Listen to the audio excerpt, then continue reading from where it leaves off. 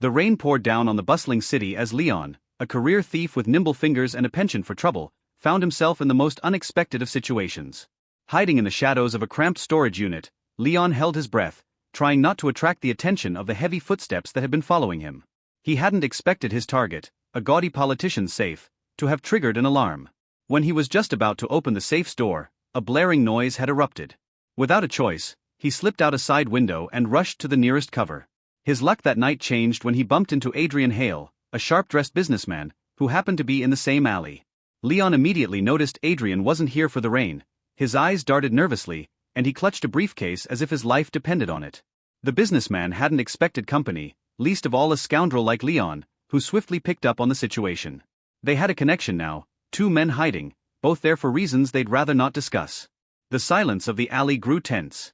The heavy footsteps had moved away, but both knew the game wasn't over. "So," Leon began with a smirk, "how'd a clean guy like you end up in a place like this?" His tone was mocking, but his eyes were keen. He was hoping to understand what kind of man Adrian was and whether he was a danger or an opportunity. Adrian hesitated. His eyes swept over Leon, sizing him up. "I don't suppose you're here on official business either?" Adrian finally replied, avoiding Leon's question. Leon chuckled, a businessman with secrets, just like the rest. "What's in the case?" Leon continued, now more intrigued than wary. He watched Adrian's face tighten, lips pressing into a firm line.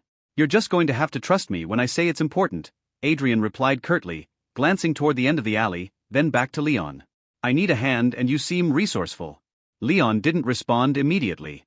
The thief had learned over time that favors often came with a price he couldn't afford. "Why should I?" he asked after a pause. "If you don't spill what's going on, I could be walking right into something nasty. I've got enough problems myself." Adrian exhaled heavily, wiping a raindrop off his brow. "It's evidence," he admitted. "Documents showing a certain politician's hand in some very illegal dealings. If I get it to the right people, I can expose him. He knows I have this," he said, gesturing toward the briefcase, "and he has people everywhere. Tonight is my only shot." Leon raised an eyebrow. A corrupt politician, dangerous goons, and now a man with evidence in need of help? "Listen, pal, I'm no hero. I swipe jewels and break into safes, not topple politicians." Leon tried to sound disinterested, but he already knew he wouldn't walk away. Not with the kind of money someone like Adrian could offer, and maybe if they managed to pull it off, something that resembled justice. He'd had his share of brushes with the law, but nothing left him angrier than a crooked system. Leon nodded reluctantly. "Fine, you got yourself a partner, if the price is right." Adrian handed him an address hastily scribbled on a business card. "Meet me here at dawn. We can strategize there. Whatever you do, don't let anyone see you." The dawn came pale and gray, like a half-hearted promise. Leon slipped through a side street, approaching an old warehouse Adrian had marked as a meeting place. As he crept in, he saw Adrian standing against a stack of crates, the briefcase in his hand. But something wasn't right. His eyes were too wide, his breathing unsteady. Leon noticed it before the businessman did, a figure moving along the shadows. Leon reacted on instinct, diving forward and pulling Adrian down. The bullet hissed past their heads, embedding itself into the crates behind them. "We're not alone," Leon shouted, pulling Adrian to his feet. They ducked behind a stack of rusted oil drums as another bullet flew past, ricocheting off the metal with a sharp clang. Adrian's hand shook as he clutched the briefcase closer. Leon could see the fear in his eyes. This wasn't the man's world, but it was Leon's. "Give me that," Leon barked, grabbing the briefcase from Adrian's trembling hands. "We need to draw them out and make an opening." Adrian looked confused, unsure of what Leon was planning. The thief moved with a purpose, ducking low and running along the line of crates, tossing the briefcase into the open where their assailant could see. Predictably, the figure moved forward, probably thinking Adrian had dropped it in a moment of panic. Leon grinned. He slipped around the side, staying low, watching the gunman's approach. When the man got close enough, Leon lunged, tackling him from behind. They went down hard, the gun skittering across the floor. Leon threw a punch, connecting squarely with the man's jaw. Adrian, though rattled, scrambled to his feet, rushing over to help. Together, they managed to pin the assailant down. "You work for him, don't you?" Adrian demanded, his voice trembling, but his eyes hardening with anger. "For the politician." The gunman sneered but didn't say a word. Leon patted him down, pulling out a wallet and tossing it to Adrian. He took one look and nodded grimly. "One of his bodyguards." "Great," Leon muttered. "Means they know we're here. We need to move." Hours later, they found themselves in an underground parking garage. Leon had managed to convince one of his old contacts to help secure a new hideout, and Adrian was busy laying out the documents on the hood of a rusted car. The evidence was damning: bank transactions, photographs, even a list of coded messages pointing to the politician's illegal dealings. "You really think people will listen to this?" Leon asked, squinting at one of the photographs. "Folks in power don't just go down because someone waves a bit of paper at them." Adrian nodded solemnly. "They will if it's in the hands of the right journalist. This guy, he's done some terrible things. People will listen if it's exposed properly. But first, we need to make sure this gets there." Leon could respect that kind of determination, even if he didn't fully believe it. "All right," he said, "let's make sure this reaches someone who can make a difference." They both knew they were up against something far bigger than themselves, a corrupt system that would fight to protect itself. But in that dim parking garage, under flickering lights, there was a sense of purpose that made the risk worth taking. Maybe, just maybe, a thief and a businessman could change something after all. The underground parking garage was cold and quiet, the silence broken only by the hum of distant traffic and the soft rustle of paper as Adrian meticulously organized the incriminating documents. Leon paced back and forth, his eyes darting between the shadows, ever watchful for signs of movement. He had spent enough time on the wrong side of the law to know when things were too calm. "All right, listen," Adrian began, lifting his head from the papers. "This journalist, her name is Marina Valdez. She's been investigating corruption for years. If we can get this to her, she'll know what to do with it." Leon stopped pacing, his brow furrowing. "And where exactly are we supposed to find this Marina?" He glanced at Adrian, his expression skeptical. "People like that don't just meet up with strangers in the middle of the night." Adrian nodded, understanding the concern. "She's careful, yes. But I have a contact who can set up a meeting. It'll take some time though," he said, glancing nervously at his watch. "Maybe a day or two." Leon snorted. "A day or two?" He looked around the dim garage, shaking his head. "We don't have that kind of time, pal. That guy back at the warehouse, he's not the only one. They'll keep coming." Adrian knew Leon was right. The people they were up against wouldn't stop until they were silenced. He sighed and leaned back against the car, the weight of the situation pressing down on him.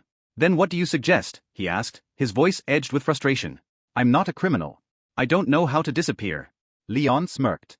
"Lucky for you I do." The following hours were a blur of movement. Leon led Adrian through a labyrinth of side streets, old service tunnels, and back alleys, ensuring they stayed far from prying eyes.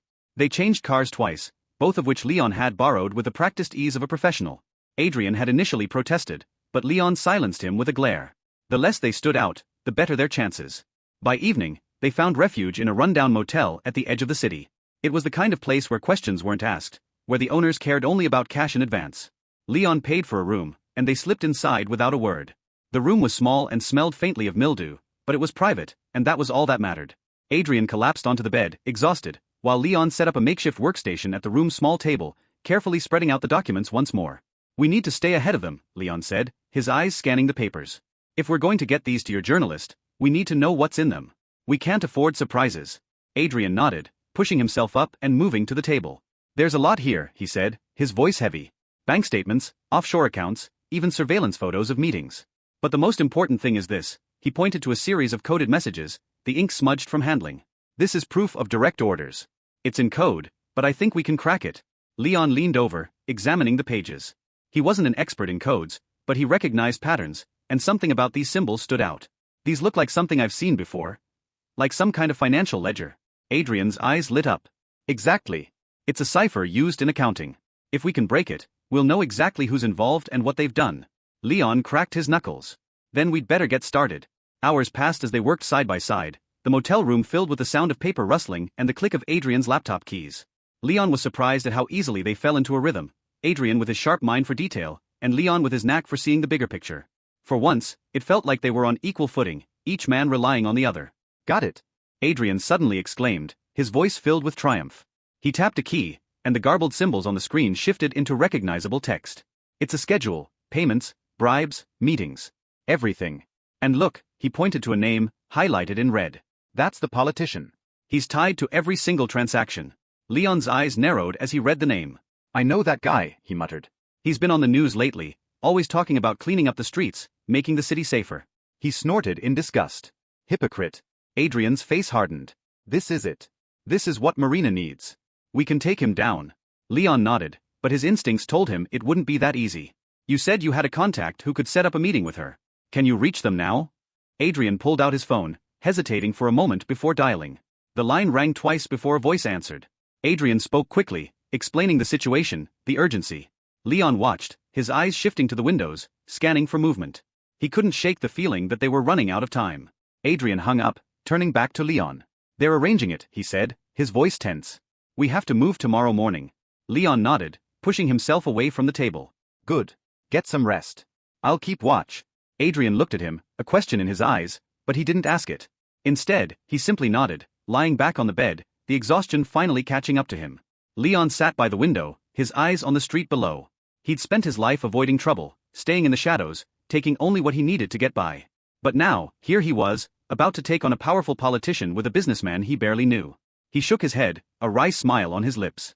"Life's funny sometimes," he whispered to himself. Morning came too quickly. Leon had barely slept, his mind too alert, his body too tense. But he shook off the fatigue, waking Adrian with a gentle nudge. They needed to move. They left the motel through the back, slipping out into the early morning fog. Adrian's contact had arranged a meeting place, a small cafe on the outskirts of the city.